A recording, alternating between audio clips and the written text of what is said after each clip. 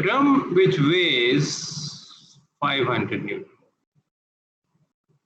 We've got the coefficient and we've got the dimension here. Find the smallest magnitude of P value. That's my P.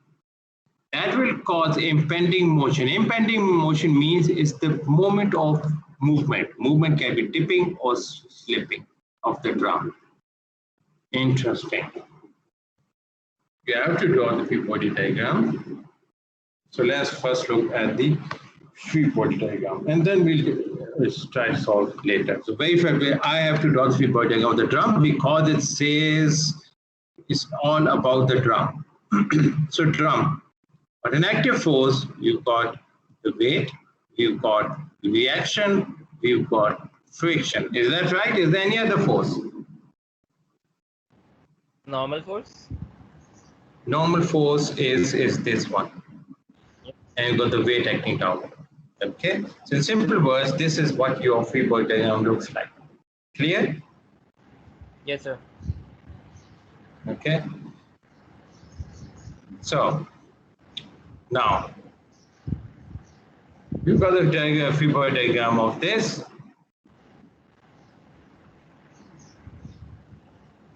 This time we assume it's going to slip. If we assume it slips, then it means I can use this. My F is basically equal to, my F is equal to mu Sn. Mu is given, N is, I can calculate, basically N is part of this and part of this force. And I can calculate the value P. Once I get my P value out, I need to find out if my assumption was right or wrong. I need to find this value X. Is the value X within the half width of the body footprint? Again, let me summarize. We are assuming, after this, we need to find this P. And the first assumption, N is impending motion, which means either it's tipping or it's slipping. They're not telling you. You need to find one. So I'm assuming it's going to slip. If I assume it slips, I straight away know my F is equal to mu Sn. Mu is given. And is the normal force, which means is this plus value of P in this direction, that's Px. I can solve my problem very easily.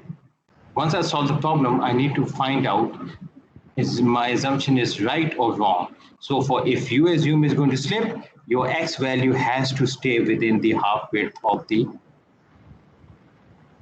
body footprint.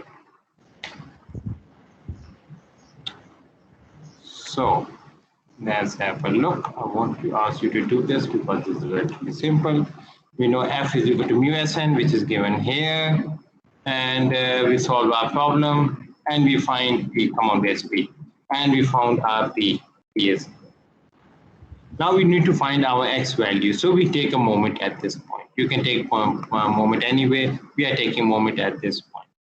So taking a moment at this point, it tells us the value of X is, this X is coming out to be 0.359, whereas the half width is 0.375. So this is less than this value. So it means my X remains within the half width. So my assumption is right. Is that clear now? Yes, sir.